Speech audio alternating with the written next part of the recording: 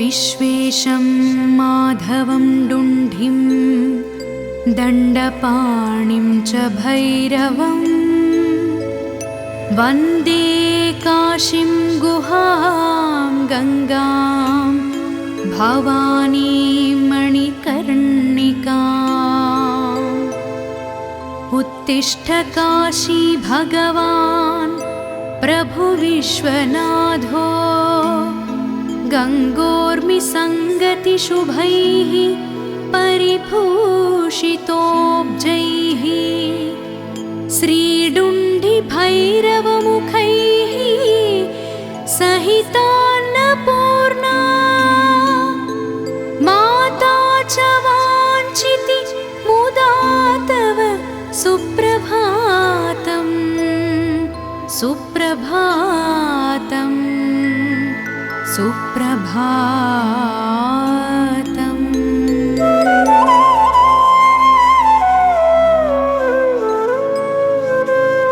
ब्रह्मा मुरारिस्त्रिपुरान्तकारिः भानुशशी भूमिसुतो बुधश्च गुरुश्च शुक्रः शनिराशुकेतवः कुर्वन्तु सर्वे भुवि सुप्रभातम्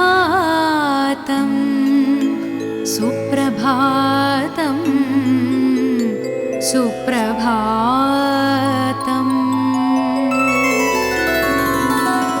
वाराणसी स्थित गजानन ढुण्डिराज तापत्रयापहरणे प्रथितप्रभावा आनन्दकन्दलकुल प्रसवैकभूमे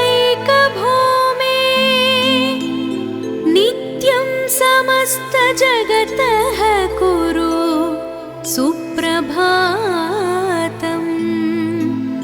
सुप्रभातम् सुप्रभातम्।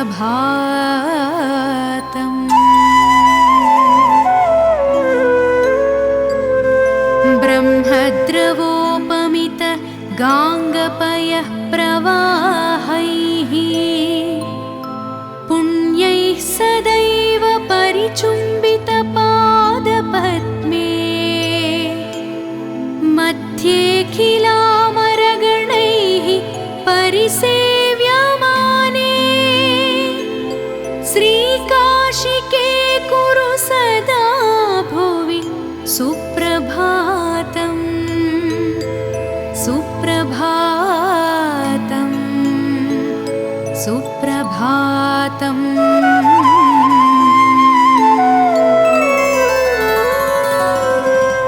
प्रज्ञैरसङ्ख्यमठमन्दिरतीर्थकुण्ड प्रासादघट्टनिवहैः विदुषाम्बरैश्च आवर्जयस्यखिल विश्वमनांसि नित्यम् श्रीकाशिके कुरु सदा भुवि सुप्रभातम्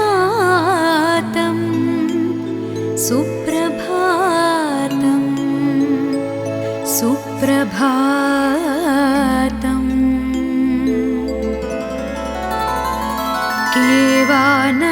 केवानरानुसुधियः कुधियो अधियो वा वाञ्छिन्तिनान्तसमये शरणं भवत्याः हे कोटिकोटिजनमुक्तिविधानदक्षे श्रीकाशिके कुरु सदा भुवि सुप्रभातम् सुप्रभातम् सुप्रभातम्। या देवैरसुरैर्मुनीन्द्रतनयैर्गन्धर्वयक्षोरगैः नागैर्भूतलवासिभिर्विद्विजवरैः संसेविता सिद्धये याग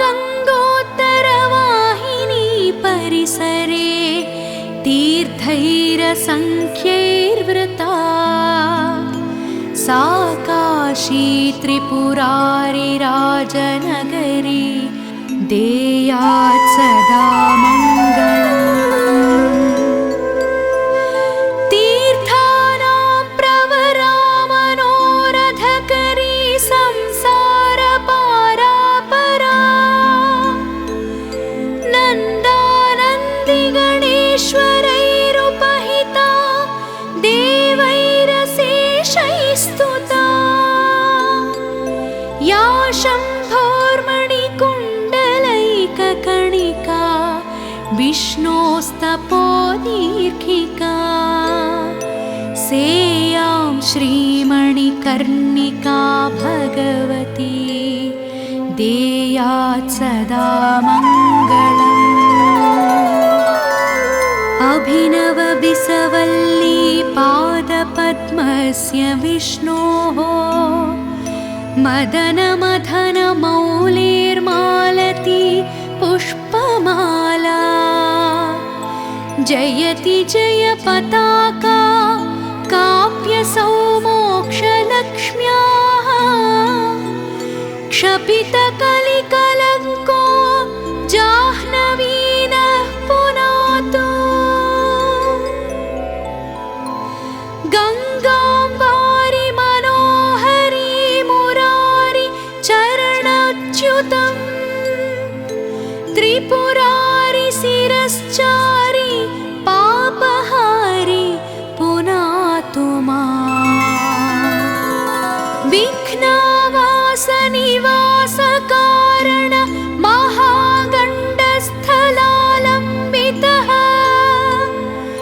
सिन्धूरारुणपुञ्जचन्द्रकिरण प्रच्छादिना गच्छविः श्रीविघ्नेश्वर वल्लभो गिरिजय सानन्दमानन्दितः स्मेरास्यस्तव डुण्ढिराजमुदितो देयात् सदा मङ्गलम्। कण्ठे यस्य लसत्करालगरलं गङ्गाजलं मस्तके वामाङ्गे गिरिराजराजतनया जाया भवानी सती नन्दिस्कन्दगणाधिराजसहितः श्रीविश्वनाथः प्रभुः काशीमन्दिरसंस्थितोऽखिलगुरुः देयात् सदा मङ्गलम्। श्रीविश्वनाथ करुणामृतपूर्णसिन्धो सीतांशुखण्डसमलङ्कृतभव्यचूड उत्तिष्ठ विश्वजनमङ्गल साधनाय नित्यं सर्वजगतः कुरु सुप्रभातम्। श्रीविश्वनाथ वृषभध्वज विश्ववन्द्य सृष्टिस्थितिप्रलयकारक देवदेव वाचामगोचर महर्षिनुताङ्घ्रिपद्म वाराणसीपुरपते कुरु सुप्रभातम्। श्रीविश्वनाथ भवभञ्जन दिव्यभाव गङ्गाधर प्रथमवन्दित सुन्दराङ्ग नागेन्द्रहार नतभक्त भयापहार वाराणसीपुरपते कुरु सुप्रभातम्। श्रीविश्वनाथ तव पादयुगं नमामि नित्यं तवैव शिवनाम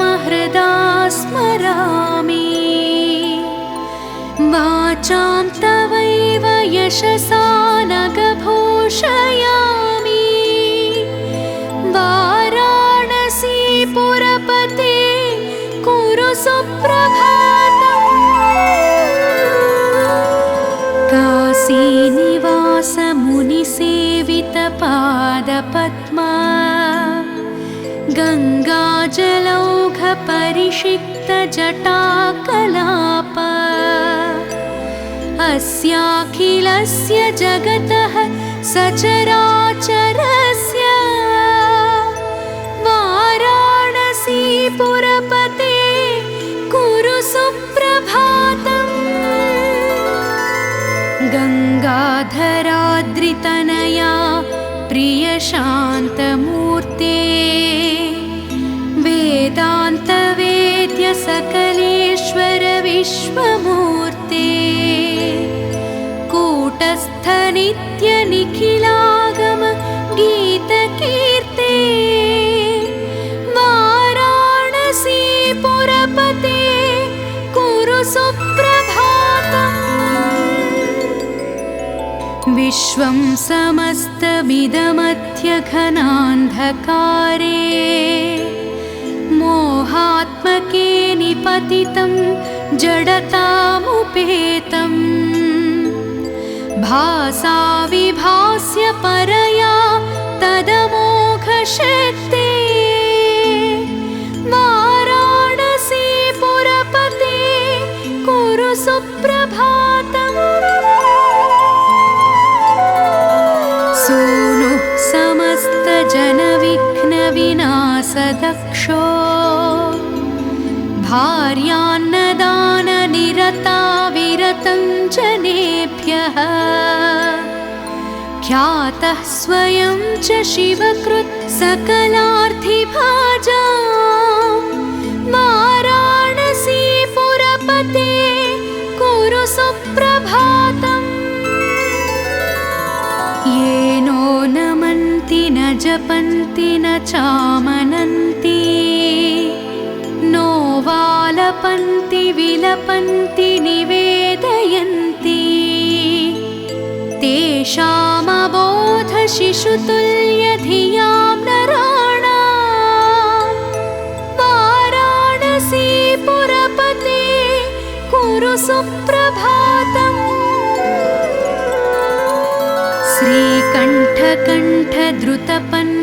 श्रीकण्ठकण्ठद्रुतपन्नगनीलकण्ठ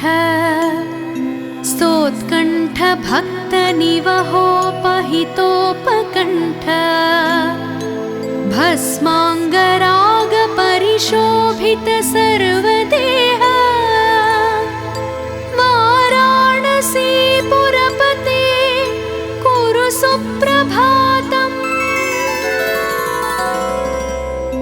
श्रीपार्वती हृदयवल्लभ पञ्चवक्त्र श्रीनीलकण्ठ नृकपाल कपालमाला श्रीविश्वनाथ मृदुपङ्कज मञ्जुपाद वाराणसीपुरपते कुरु सुप्रभातम्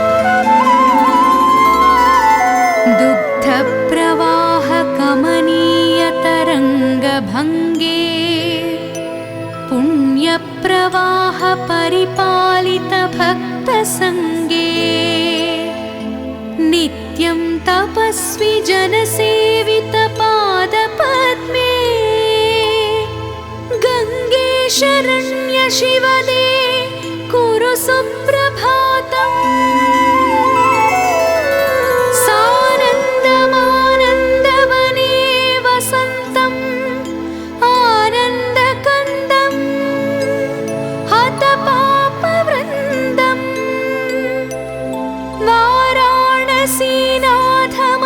वाराणसीनाथमनाथनाथम्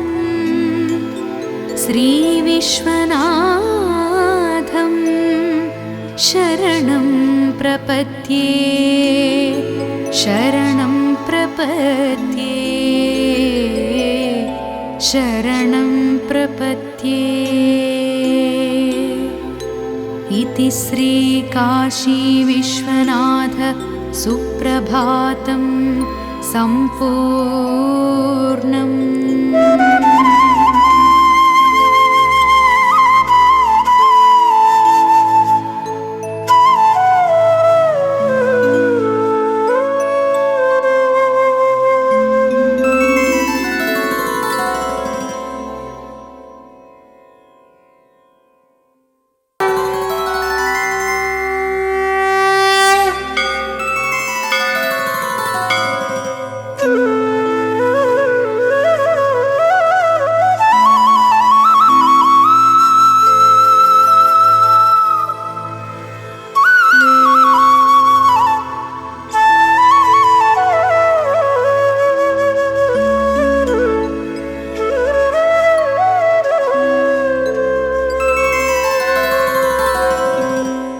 विश्वेशं माधवं डुण्ढिं दण्डपाणिं च भैरवं वन्दे काशीं गुहां गङ्गां भवानीं मणिकर्णिकाम्। उत्तिष्ठ काशी भगवान् प्रभु विश्वनाथो गङ्गोर्मिसङ्गतिशुभैः परिभूषितोऽब्जैः श्रीडुण्डिभैरवमुखैः सहितान्नपूर्णा माता च वाञ्छिति मुदा तव सुप्रभातम् सुप्रभातम् सुप्रभातम्।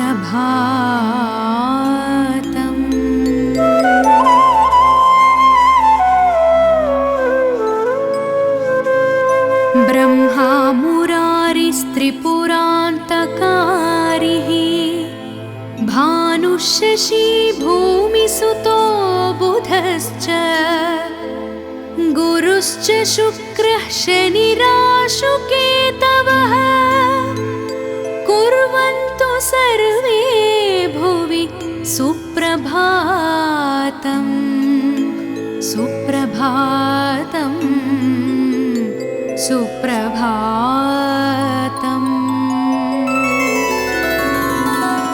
वाराणसी स्थित गजानन ढुण्डिराज तापत्रयापहरणे प्रथित प्रभावा आनन्दकन्दलकुल प्रसवैकभूमे नित्यं समस्तजगतः कुरु सुप्रभातम् सुप्रभातम् सुप्रभातम्।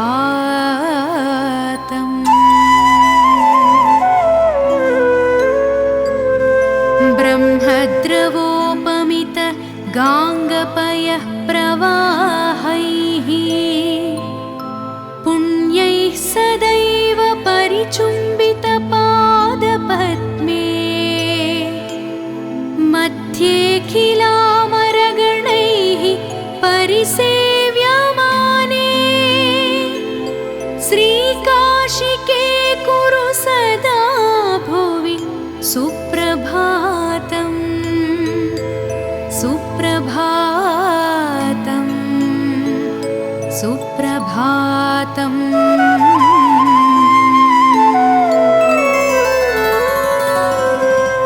प्रज्ञैरसङ्ख्यमठमन्दिरतीर्थकुण्ड प्रासादघट्टनिवहैः विदुषाम्बरैश्च आवर्जयस्यखिल विश्वमनांसि नित्यम् श्रीकाशिके कुरु सदा भुवि सुप्रभातम् सुप्रभातम् सुप्रभातम्।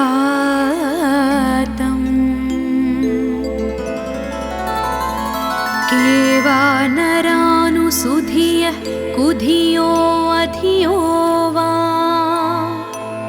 वाञ्छिन्त दुःखिनान्तसमये शरणं भवत्याः। हे कोटि जनमुक्तिविधानदक्षे श्रीकाशिके कुरु सदा भुवि सुप्रभातम् सुप्रभातम् सुप्रभातम्।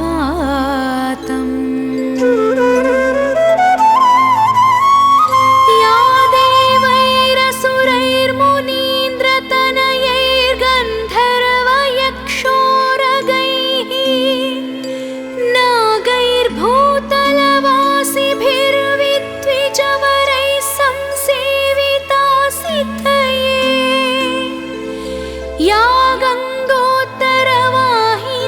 परिसरे तीर्थैरसङ्ख्यैर्वृता सा काशी त्रिपुरारिराजनगरी देयात् सदा मङ्गलम्।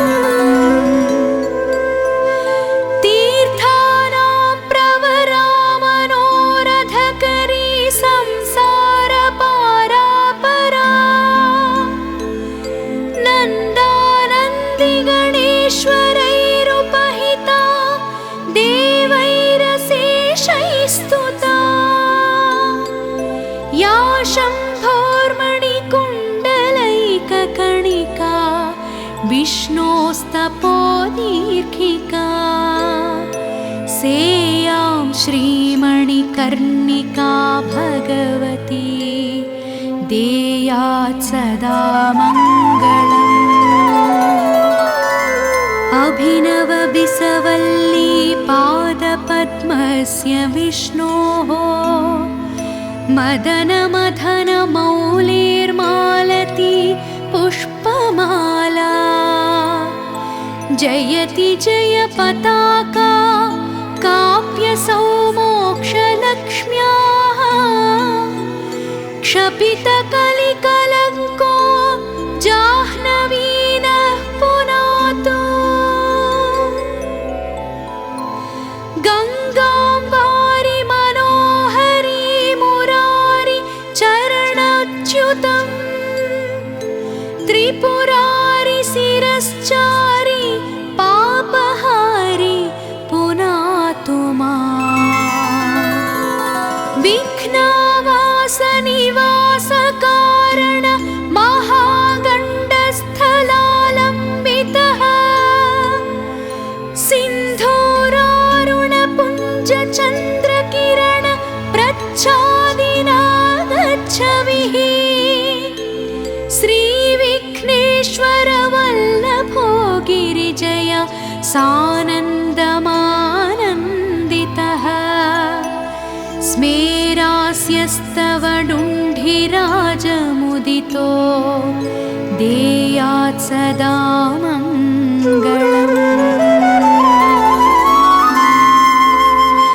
कण्ठे यस्य लसत्करालगरलं गङ्गाजलं मस्तके वामाङ्गे गिरिराजराजतनया जाया भवानी सती। नन्दिस्कन्दगणाधिराजसहितः श्रीविश्वनाथः प्रभुः काशीमन्दिरसंस्थितोऽखिल गुरुः देयात् सदा मङ्गलम्।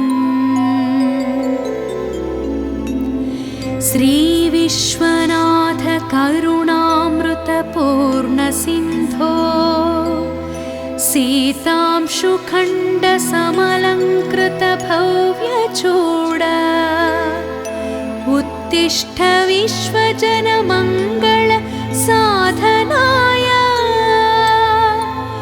नित्यं सर्वजगतः कुरु सुप्रभातम्। श्रीविश्वनाथ वृषभध्वज विश्ववन्द्य सृष्टिस्थितिप्रलयकारक देव देव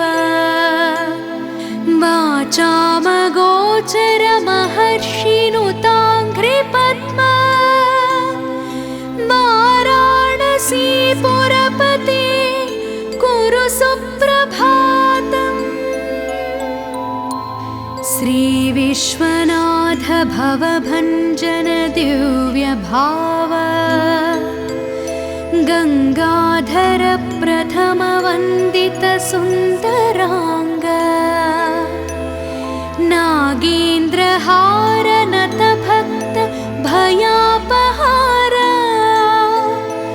वाराणसी पुरपते कुरु सुप्रभातम्।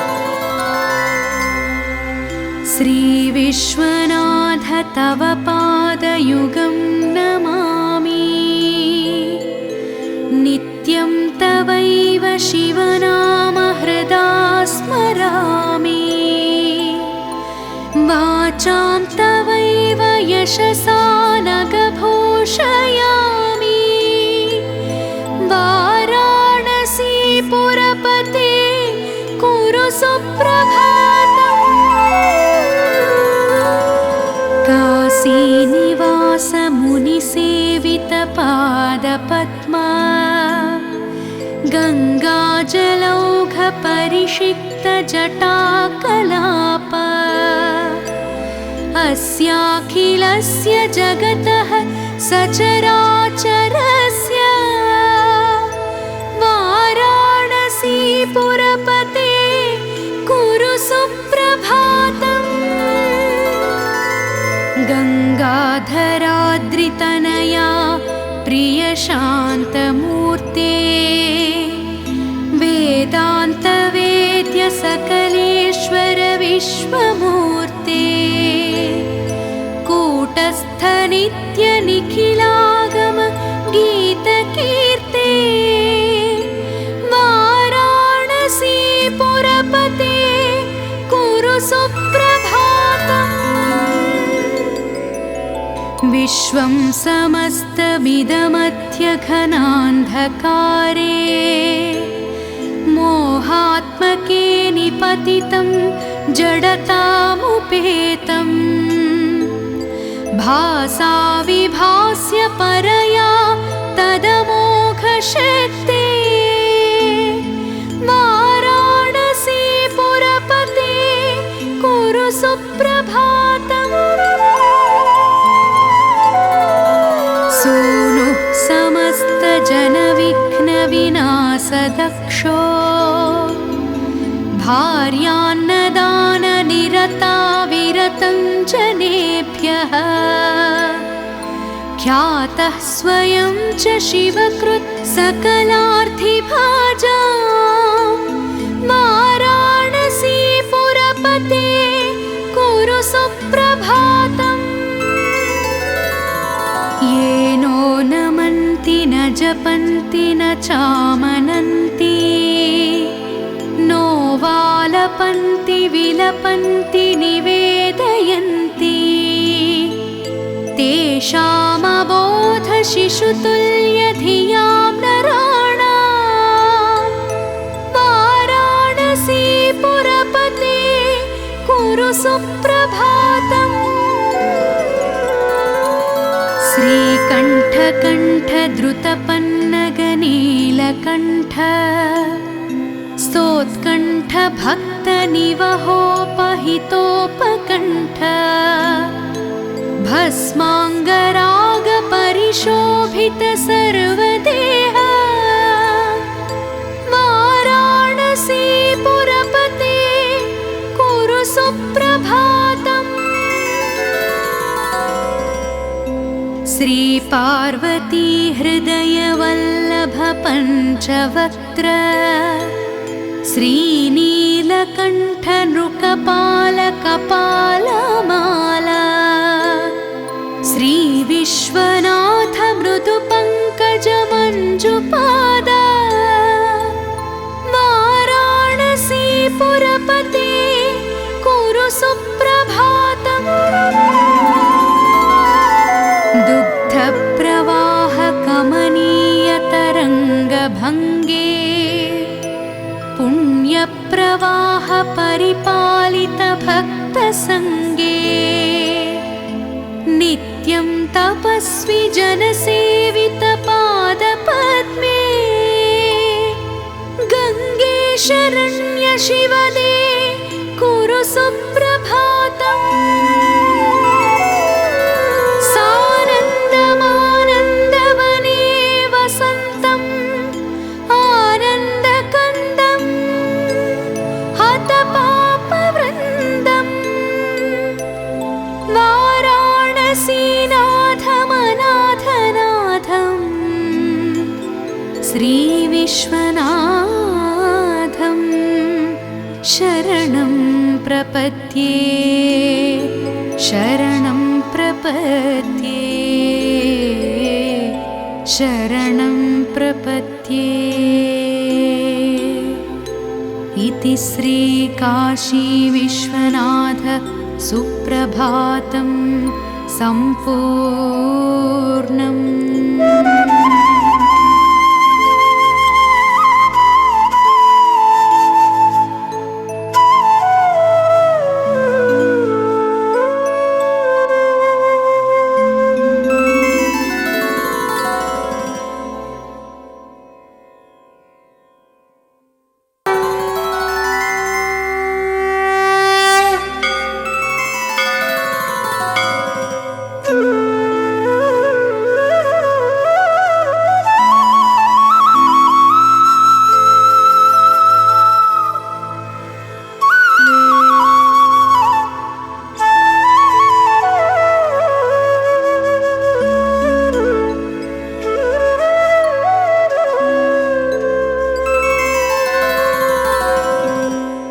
विश्वेशं माधवं डुण्ढिं दण्डपाणिं च भैरवं वन्दे काशीं गुहां गङ्गां भवानीं मणिकर्णिकाम्। उत्तिष्ठ काशी भगवान् प्रभु विश्वनाथो गङ्गोर्मिसङ्गतिशुभैः परिभूषितोऽब्जैः श्रीडुण्डिभैरवमुखैः सहितान्नपूर्णा माता च वाञ्छिति मुदा तव सुप्रभातम् सुप्रभातम् सुप्रभातम्।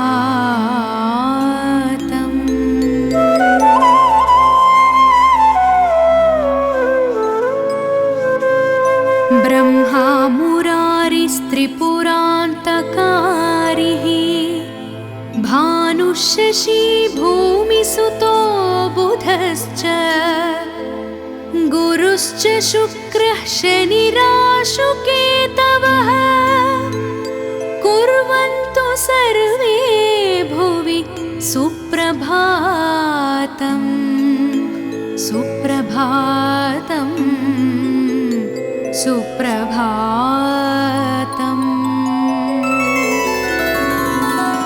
वाराणसी स्थित गजानन ढुण्डिराज तापत्रयापहरणे प्रथित प्रभावा आनन्दकन्दलकुल प्रसवैकभूमे नित्यं समस्तजगतः कुरु सुप्रभातम् सुप्रभातम् सुप्रभातम्।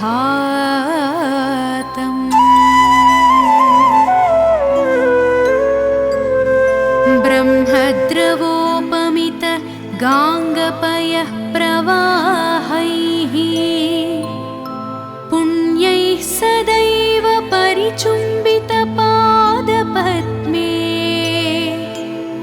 मध्येऽखिलामरगणैः परिसेव्यमाने श्रीकाशिके कुरु सदा भुवि सुप्रभातम्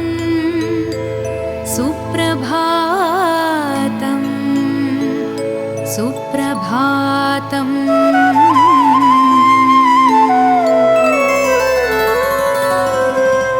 प्रज्ञैरसङ्ख्यमठमन्दिरतीर्थकुण्ड प्रासादघट्टनिवहैः विदुषाम्बरैश्च आवर्जयस्यखिल विश्वमनांसि नित्यम्। श्रीकाशिके कुरु सदा भुवि सुप्रभातम् सुप्रभातम् सुप्रभातम्।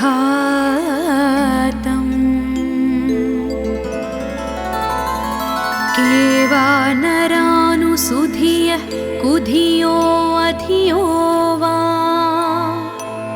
वाञ्छिन्तिनान्तसमये शरणं भवत्याः। हे कोटिकोटिजनमुक्तिविधानदक्षे श्रीकाशिके कुरु सदा भुवि सुप्रभातम् सुप्रभातम् सुप्रभातम्।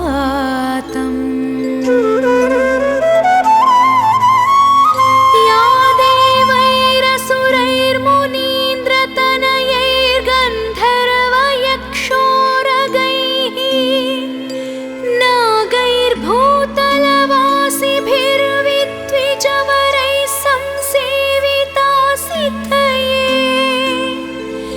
या गङ्गोत्तरवाहिनी परिसरे तीर्थैरसङ्ख्यैर्वृता सा काशी त्रिपुरारिराजनगरी देयात् सदा मङ्गलम्। तीर्थानां प्रवरा मनोरथकरी संसारपारापरा नन्दानन्दिगणेश्वरैरुपहिता देवैरशेषैस्तुता।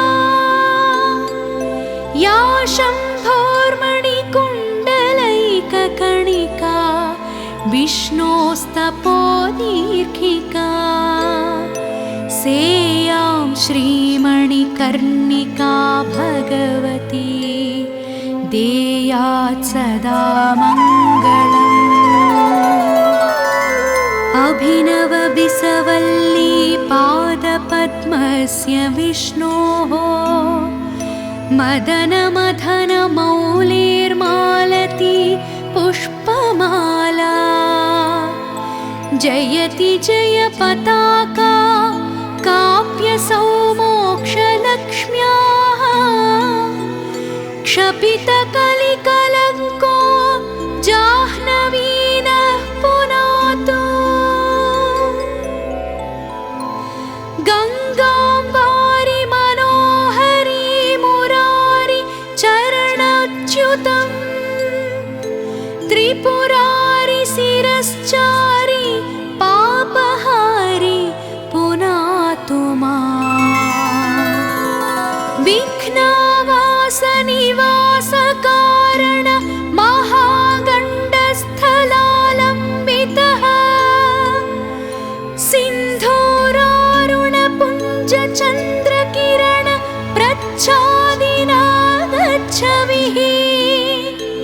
श्रीविघ्नेश्वर वल्लभो गिरिजय सानन्दमानन्दितः स्मेरास्यस्तव डुण्ढिराजमुदितो देयात् सदा मङ्गलम्। कण्ठे यस्य लसत्करालगरलं गङ्गाजलं मस्तके वामाङ्गे गिरिराजराजतनया जाया भवानी सती। नन्दिस्कन्दगणाधिपतिर्विराजते सहितः श्रीविश्वनाथः प्रभुः काशीमन्दिरसंस्थितोऽखिल गुरुः देयात् सदा मङ्गलम्। श्रीविश्वनाथ करुणामृतपूर्णसिन्धो सीतांशुखण्डसमलङ्कृतभव्यचूड उत्तिष्ठ विश्वजनमङ्गल साधनाय नित्यं सर्वजगतः कुरु सुप्रभातम्। श्रीविश्वनाथ वृषभध्वज विश्ववन्द्य सृष्टिस्थितिप्रलयकारक देवदेव वाचामगोचर महर्षिनुताङ्घ्रिपद्म वाराणसीपुरपते कुरु सुप्रभातम्। श्रीविश्वनाथ भवभञ्जन दिव्यभाव गङ्गाधर प्रथमवन्दित सुन्दराङ्ग नागेन्द्रहार नतभक्त भयापहार वाराणसीपुरपते कुरु सुप्रभातम्। श्रीविश्वनाथ तव पादयुगं नमामि नित्यं तवैव शिवनाम हृदा स्मरामि वाचां तवैव यशसा नगभूषयामि वाराणसीपुरपते कुरु सुप्रभातम्।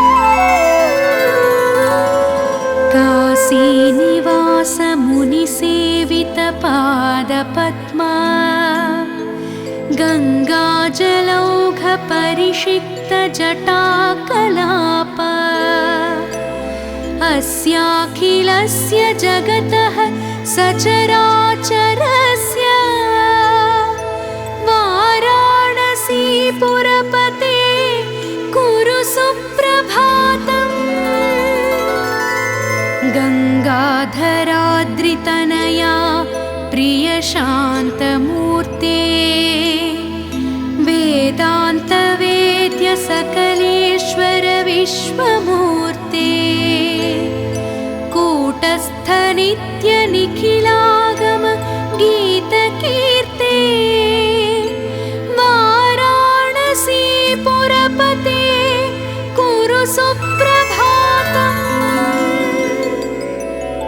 विश्वं समस्तमिदमध्यघनान्धकारे मोहात्मके निपतितं जडतामुपेतं भासा विभास्य परया तदमोघशक्ते वाराणसीपुरपते कुरु सुप्रभातम्। सूनुः समस्तजनविघ्नविनाशदक्षो भार्यान्नदाननिरता विरतं जनेभ्यः ख्यातः स्वयं च शिवकृत् सकलार्थिभाजा वाराणसीपुरपते कुरु सुप्रभातम्। येनो नमन्ति न जपन्ति न चामनन्ति नो वालपन्ति विलपन्ति निवेदयन्ति तेषामबोध शिशुतुल्य धियां नराणां वाराणसीपुरपते कुरु सुप्रभातम्। श्री स्कण्ठकण्ठद्रुतपन्नगनीलकण्ठ स्तोत्कण्ठभक्तनिवहोपहितोपकण्ठ भस्माङ्गरागपरिशोभित सर्वदेह वाराणसीपुरपते कुरु सुप्रभातम्। श्रीपार्वती हृदयवल्लभ पञ्चवक्त्र श्रीनीलकण्ठ नृकपाल कपालमाला श्रीविश्वनाथ मृदुपङ्कज मञ्जुपाद वाराणसीपुरपते कुरु सुप्रभातम्। दुग्धप्रवाह कमनीयतरङ्गभङ्गे पुण्यप्रवाह परिपालित भक्तसङ्गे नित्यं तपस्वी जनसेवित पादपद्मे गङ्गे शरण्य शिवदे कुरु सुप्रभातम्। सानन्दमानन्दवने वसन्तम् आनन्दकन्दम् हतपापवृन्दम्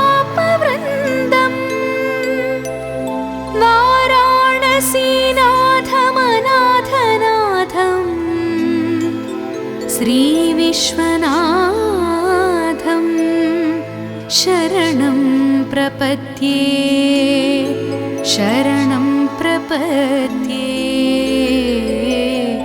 शरणं प्रपद्ये।